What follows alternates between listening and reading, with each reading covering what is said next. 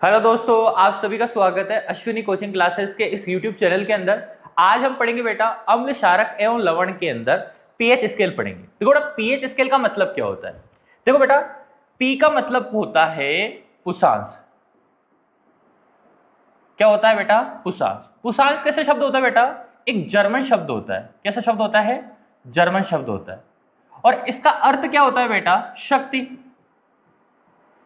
यानी मतलब क्या हो बेटा, अगर हमें किसी भी विलयन की अम्लता या क्षारीयता के बारे में जानकारी प्राप्त करनी है तो उसमें उपस्थित हाइड्रोजन आयनों की प्रबलता को हमें क्या करना पड़ेगा बेटा? देखना पड़ेगा। तो पीएच स्केल क्या होती है बेटा? उस विलयन में उपस्थित हाइड्रोजन आयनों की सांद्रता ज्ञात करने में हमारी क्या करती है बेटा? मदद करती है। ठीक है, तो पीएच स्केल की परिभाषा क्या हो गई बेटा? किसी विलयन में उपस्थित हाइड्रोजन आयनों की सांद्रता ज्ञात करने के लिए एक स्केल विकसित किया गया, जिसे क्या कहा गया बेटा? पीएच स्केल कहा गया। देखो बेटा, जो पीएच स्केल होता है ना, इसमें जो पी का मतलब मैंने बताया बेटा कि पुषांश होता है, जिसका अर्थ क्या होता है बेटा? शक्ति। ठीक है, अब बेटा देखो पीएच स्केल देखते हैं।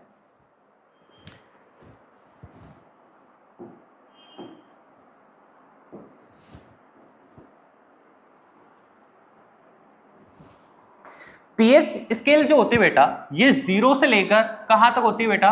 14 तक होती है। और इसमें जो इसका मिड पॉइंट होता है, जैसे वो 7 होता है, वो क्या होता है बेटा? उदासीन होता है। ठीक है, और 0 से 7 तक ये कैसी होती है बेटा? अम्लीय होती है। कैसी होती है बेटा? अम्लीय होती है। और 7 से 14 तक ये कैसी होती है बेटा? क्षारीय होती है। ठीक है,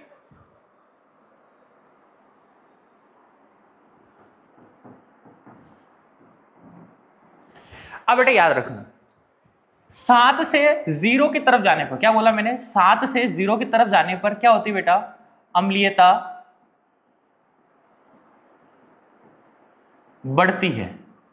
इसी प्रकार 7 से 14 की तरफ जाने पर जो क्षारीयता होती है वो क्या होती है बेटा? बढ़ती है। ठीक है, याद रख लेना बेटा, किसी विलयन के अंदर अगर क्या है बेटा, हाइड्रोजन आयनों की सांद्रता क्या है बेटा? अधिकतम है, तो वो विलयन क्या कहलाएगा बेटा? प्रबल अम्ल कहलाएगा। क्या कहलाएगा बेटा? प्रबल अम्ल कहलाएगा। इसी प्रकार अगर किसी विलयन में हाइड्रोक्साइड आयनों की सांद्रता क्या है बेटा? अधिकतम है, वो क्या कहलाएगा बेटा? प्रबल क्षारक कहलाएगा या क्षार कहलाएगा। ठीक है, इसी प्रकार अगर किसी विलयन में हाइड्रोजन आयनों की सांद्रता क्या है बेटा? कम है, तो वो क्या कहलाएगा बेटा? दुर्बल अम्ल कहलाएगा। और इसी प्रकार अगर किसी विलयन के अंदर हाइड्रोक्साइड आयनों की सांद्रता क्या है बेटा? कम है, तो क्या कहलाएगा बेटा? दुर्बल क्षार कहलाएगा। ठीक है, तो देखो इस पीएच स्केल सामान्यतः 0 से 14 तक पीएच की माप कर सकते हैं। यानी जो पीएच स्केल होता है इसमें कहां से कहां तक माप कर सकते हैं बेटा? 0 यानी 0 से लेकर 14 तक। जब किसी विलयन उदासीन होगा तो उसका पीएच मान कितना होगा बेटा? 7 होगा। जब किसी विलयन का पीएच 0 से 7 के बीच होता है तो ये कैसा होता है बेटा? अम्लीय विलयन होता है। और जब किसी विलयन का पीएच मान 7 से क्या होता है बेटा? 14 के बीच होता है, तो कैसा होता है बेटा? क्षारीय विलयन होता है। कैसा होता है बेटा? क्षारीय विलयन होता है। तो एक बार आप इसका क्या कर लो बेटा? स्क्रीनशॉट ले लो। चलो देखो, यहां पर आप देखोगे बेटा, यहां पर आप क्या देख रहे हो? हाइड्रोजन आयनों की सांद्रता में वृद्धि हो रही है, इसलिए 7 से 0 की तरफ जाने पर अम्लीयता क्या हो रही है बेटा? बढ़ रही है। और इसी प्रकार यहां हाइड्रोजन आयनों की सांद्रता में क्या हो रही है बेटा? कमी हो रही है। मतलब क्या बोला मैंने? हाइड्रोजन आयनों की सांद्रता में क्या हो रही है बेटा? कमी हो रही है। इसके कारण क्षारीयता क्या होती जा रही है बेटा? 7 से 14 की तरफ बढ़ती जा रही है। ठीक है, 7 हमारा क्या होता है बेटा? उदासीन होता है। अब देखो, प्रबल अम्ल किसे कहेंगे बेटा? अधिक मात्रा में हाइड्रोजन आयन उत्पन्न करने वाले क्या कहलाते हैं बेटा? प्रबल अम्ल कहलाते हैं। इसी प्रकार दुर्बल अम्ल किसे कहेंगे बेटा? कम मात्रा में हाइड्रोजन आयन उत्पन्न करने वाले क्या कहलाते हैं बेटा? दुर्बल अम्ल कहलाते हैं। प्रबल क्षारक किसे कहते हैं बेटा? अधिक मात्रा में हाइड्रोक्साइड आयन उत्पन्न करने वाले क्षारक क्या कहलाते हैं बेटा? प्रबल क्षारक कहलाते हैं। और दुर्बल क्षारक किसे कहेंगे? कम मात्रा में हाइड्रोक्साइड आयन उत्पन्न करने वाले क्षारक क्या कहलाएंगे बेटा? दुर्बल क्षारक कहलाएंगे। एक बार आप इसका भी क्या ले लो बेटा? स्क्रीनशॉट ले लो। चलो आगे बढ़ते हैं। अब बेटा देखो, कुछ सामान्य पदार्थों के पीएच पत्र में दिखाए गए मान हैं यहाँ पे, और बेटा देखो इनमें से एक के बारे में आपसे एग्जाम में जरूर पूछेगा, यानी जो जठर रस होता है, ठीक है, जठर रस का पीएच मान कितना होता है बेटा? 1.2 के बराबर क्या होता है बेटा? बराबर होता है ना। यानी जो जठर रस है इसका पीएच मान कितना होगा बेटा? 1.2 के बराबर होगा। इसी प्रकार जो नींबू का रस है, नींबू का जो रस है इसका जो पीएच मान होगा वो कितना होगा बेटा? 2.2 पीएच होगी इसकी, है ना।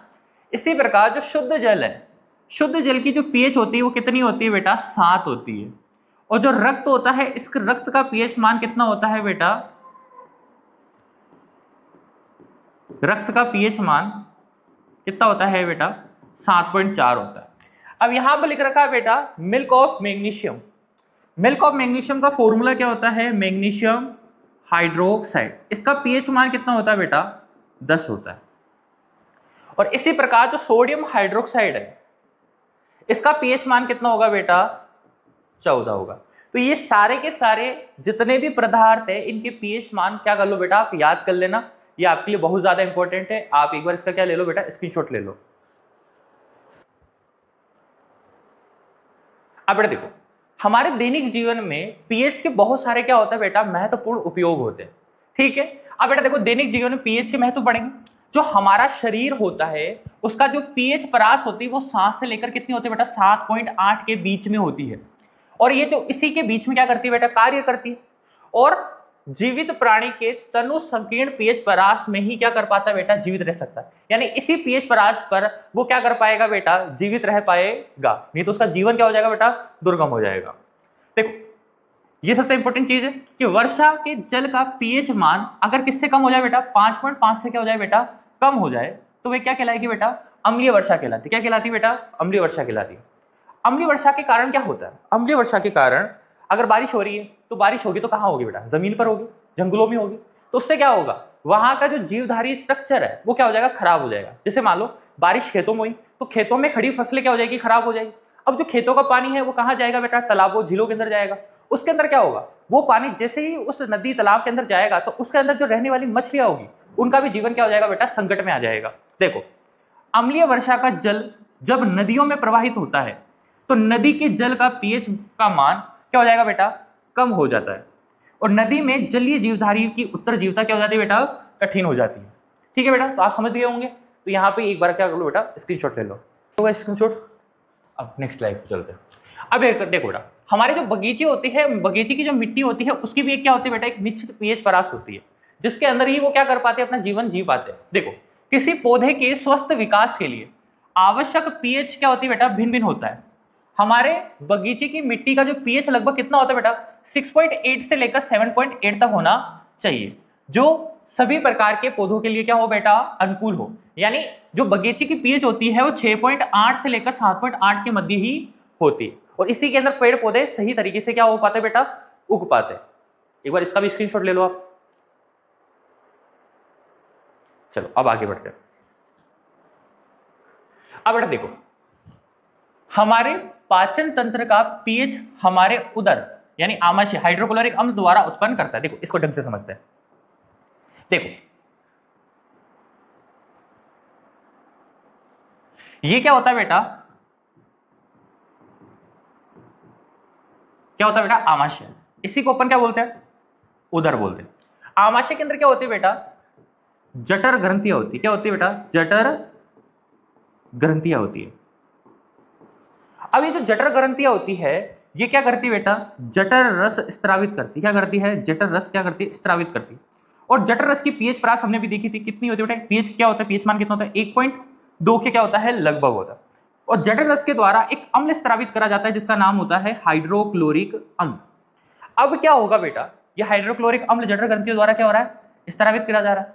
ठीक है, हाइड्रोक्लोरिक अम्ल क्यों स्रावित करा जाता है, हमारे जो भोज्य पदार्थ होते हैं उन भोज्य पदार्थों को सही तरीके से पचाने के लिए उन्हें छोटे छोटे भागों में तोड़ना पड़ता है। इसलिए पेट के द्वारा यानी हमारी जठर ग्रंथियों के द्वारा उनमें क्या छोड़ा जाता है बेटा, जठर रस स्रावित करा जाता है, जिससे वो आसानी से क्या हो सके बेटा, टूट सके। इसलिए आमाशय के द्वारा क्या करा जाता है, हाइड्रोक्लोरिक अम्ल का क्या करा जाता है बेटा, स्राव करा जाता है। अब होता क्या है, खाद्य पदार्थों की स्थिति में स्राव हो रहा है और क्या हो रहा है, हमारा खाना सही तरीके से पच पा रहा है। लेकिन क्या होता है, जब क्या हो जाती है बेटा, अपच की स्थिति हो जाती है। अपच का मतलब क्या हो गया, आप बहुत ज्यादा तेलीय या वसा युक्त खाना खा रहे हो, जिसके कारण क्या हो रहा है, या बहुत ज्यादा आपने खाना खा लिया, तो क्या हो जाएगा, हमारे पेट के द्वारा यानी उदर के द्वारा बहुत अधिक मात्रा में क्या स्रावित करा जाएगा, अम्ल स्रावित करा जाएगा। अब जब अम्ल स्रावित करा जाएगा तो ऐसी स्थिति के अंदर क्या हो जाएगी बेटा, एसिडिटी हो जाएगी, आपको खट्टी डकारे उल्टी जैसे जीव करेगा। आप ऐसी स्थिति के अंदर क्या करते हो, आप ऐसी स्थिति के अंदर क्या करते हो बेटा, हमारे घर के अंदर या आपके आस पड़ोस के अंदर आप क्या देखोगे कि लोग इनो का उपयोग करते हैं। अब इनो क्या होता है, इनो या ऐसे पदार्थ क्या होते हैं बेटा, एंटीसिड होते हैं। एंटीसिड पदार्थ का मतलब क्या होता है कि वे पदार्थ जो पेट की अम्लता को क्या करते हैं, उदासीन करते हैं। यानी एंटीसिड पदार्थ कैसे होंगे बेटा, क्षारीय होंगे, क्योंकि यहां पर क्या बेटा, अम्ल है, और जब आप इसमें क्या मिलाओगे, क्षार, तो यहां पर क्या बन जाएगी बेटा, उदासीन परत बन जाएगी, जिससे आपको जो जलन है, दर्द का अनुभव है या मतलब खट्टी डकारें आ रही है, वो आना क्या हो जाएगी बेटा, बंद हो जाएगी। ठीक है, तो देखो अपच की स्थिति में उदर अधिक मात्रा में क्या करता है बेटा, अम्ल उत्पन्न करता है, जिससे उदर में दर्द एवं जलन का क्या होता है बेटा, अनुभव होता है। इससे मुक्त पाने के लिए एंटीसिड यानी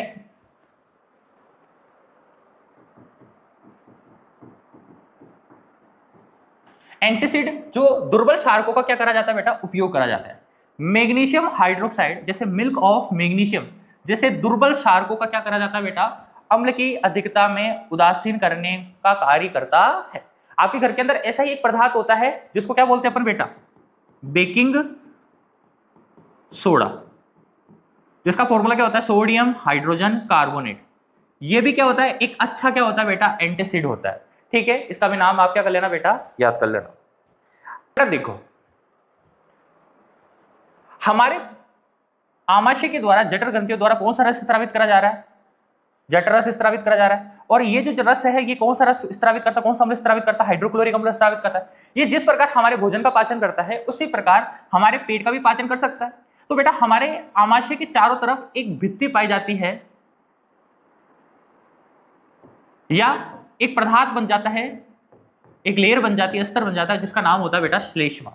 श्लेष्मा क्या होती है समझो, हाइड्रोक्लोरिक अम्ल द्वारा उदर को हानि ना पहुंचाए इसके लिए श्लेष्मा ग्रंथि द्वारा श्लेष्मा का क्या करा जाता है बेटा, उत्पादन किया जाता है, जो हमारे उदर को एक आंतरिक स्तर का क्या करती है बेटा, आंतरिक स्तर क्या करती है बेटा, प्रदान करती है। चलो आपने भी इसका स्क्रीनशॉट ले लिया होगा। अब नेक्स्ट स्लाइड पे चलते हैं। अब बेटा देखो पीएच परिवर्तन के कारण दंतशय मुख के पीएच का मान जब 5.5 से क्या हो जाता है बेटा, कम होने पर दांतों का क्षय क्या हो जाता है बेटा, क्षय प्रारंभ हो जाता है। यानी बेटा क्या होता है, जब हमारे मुंह का पीएच मान 5.5 से क्या होगा बेटा, कम होगा, तो हमारे जो दांत होंगे वो खराब होने लगेंगे, यानी दंतशय क्या हो जाएगा बेटा, प्रारंभ हो जाएगा। अब बेटा देखो हमारे जो दांत होते हैं उनके ऊपर एक कोटिंग चढ़ी हुई होती है, उस कोटिंग का नाम होता है बेटा इनेमल होता है। यानी दांतों का जो इनेमल होता है वो कैल्शियम हाइड्रोक्सी एपेटाइट के क्रिस्टलीय रूप में बना होता है। ये बैक्टीरिया, अब देखो क्या होगा बेटा, जो पीएच मान क्या हो जाएगा, 5.5 से कम हो जाएगा, तो जो बैक्टीरिया होंगे वो मुंह में अवशिष्ट शकरा यानी जो खाद्य पदार्थ हमारे मुंह में क्या होंगे, चिपके हुए होंगे, दांतों के बीच में फंसे हुए होंगे, उनका क्या कर लेगी बेटा, वो पाचन करना स्टार्ट कर देगी। यानी शकरा में खाद्य पदार्थों को क्या करने लगता है बेटा, निम्नीकरण यानी पाचन करके अम्ल उत्पन्न करते, जिसके परिणाम स्वरूप दंतशय यानी हमारे दांत क्या हो जाते हैं बेटा, खराब हो जाते हैं। एक बार आप इसका भी क्या ले लो बेटा, स्क्रीनशॉट ले लो। देखो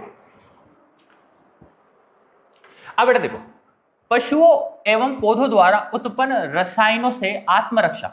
देखो मधुमक्खी का डंक एक अम्ल छोड़ता है, आपने देखा होगा जब भी मधुमक्खी अपना क्या करती है बेटा, डंक मारती है तो उसमें से क्या होता है, आपको सूजन आ जाती है, दर्द होता है, जलन होती है, क्योंकि उसके डंक के अंदर क्या होता है बेटा, अम्ल होता है। वो अम्ल कौन सा होता है, मेथेनोइक अम्ल होता है। देखो जिसके कारण दर्द एवं जलन का क्या होता है बेटा, अनुभव होता है। डंक मारे गए अंग में किसका उपयोग कर सकते हो आप? बेकिंग सोडा जैसे दुर्बल क्षारकों का उपयोग कर सकते हो, क्योंकि आपके डंक के अंदर कौन सा है बेटा? अम्ल है, और आप बेकिंग सोडा उपयोग में करोगे तो कैसा बेटा? दुर्बल क्षारक है, जिससे क्या हो जाएगा? वहां पर उदासीन अभिक्रिया हो जाएगी, ठीक है, न्यूट्रलाइज हो जाएगा।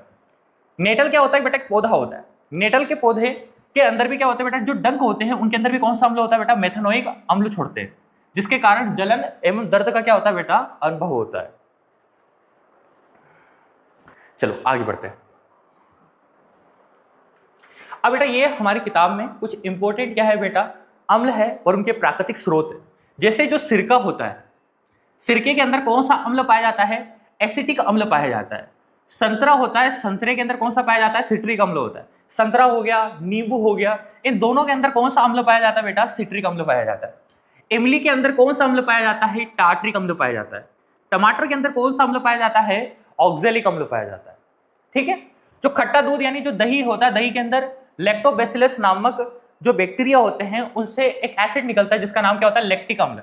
यानी दूध के अंदर या सॉरी दही के अंदर कौन सा अम्ल पाया जाता है? लैक्टिक अम्ल पाया जाता है। इसी प्रकार जो चींटी का डंक हो, नेटल का डंक हो या मधुमक्खी का डंक हो, इन सब में क्या पाया जाएगा बेटा?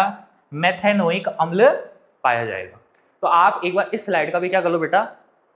स्क्रीनशॉट ले लो, और याद रखना बेटा ये जो स्लाइड के अंदर जितने भी मैंने प्राकृतिक स्रोत बताए हैं अम्ल के, वो इनमें से एक क्वेश्चन तो आपसे बोर्ड के अंदर पूछेगा ही पूछेगा, ठीक है।